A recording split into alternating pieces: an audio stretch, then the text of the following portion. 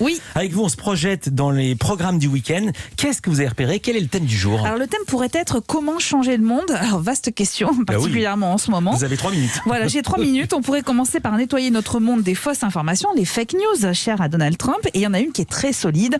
Les hommes n'ont jamais marché sur la Lune. Ben, ça, on le sait, parce que ça a été fait, c'était en studio, c'est tourné à Bien Hollywood. sûr. Bien sûr. Bah oui, puisqu'il n'y avait pas de caméra sur la Lune. Donc ils étaient bien sûr en studio. Il y avait une autre hypothèse quand même, c'est qu'il y en avait une de caméra, mais ailleurs.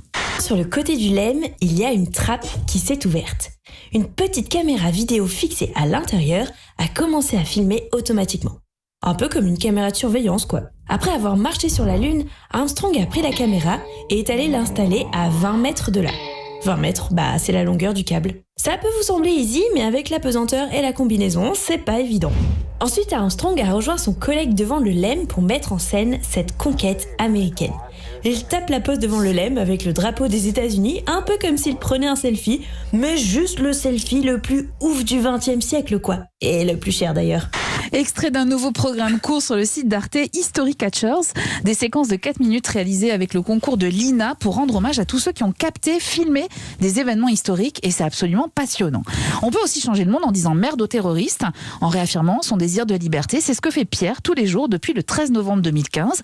Il était au Bataclan, une balle est venue se loger dans sa moelle épinière. Depuis, il est en fauteuil roulant, mais il n'a rien perdu de sa rage de vivre. Il s'est même lancé dans un tour du monde avec sa femme Myriam, un voyage périlleux, et avec l'aide de sa compagne, on va le retrouver en train de grimper des sommets, traverser les déserts et multiplier les activités sportives. Comment tu te sens de faire tout ça? On se sent pas mal, vivant, et ça c'est cool. En fait, le voyage, j'ai pas retrouvé ma vie d'avant, mais c'était oui, d'avoir à nouveau toutes les facettes de ma vie d'avant qui étaient à nouveau toutes réunies. Pierre est l'un des témoins d'un reportage très fort signé Émilie Lançon qui est diffusé sur TF1 dimanche. Des récits de gens touchés d'une façon ou d'une autre par les attentats mais qui ont trouvé un moyen de rebondir. Et puis Philippe, on peut changer le monde en étant féministe. Et oui, Arte diffuse un excellent documentaire ce soir sur les nouvelles formes de féminisme. Comment Beyoncé a remplacé l'hymne du MLF, comment la jeunesse s'est emparée de ce combat après la déferlante MeToo, pourquoi les artistes ont eu un rôle déterminant dans ces actions. Écoutez l'auteur Leïla Slimani. La société de consommation, elle est absolument fascinante parce qu'elle est capable de tout récupérer. Absolument tout. Imaginez, dans les années 70, c'est quoi la féministe?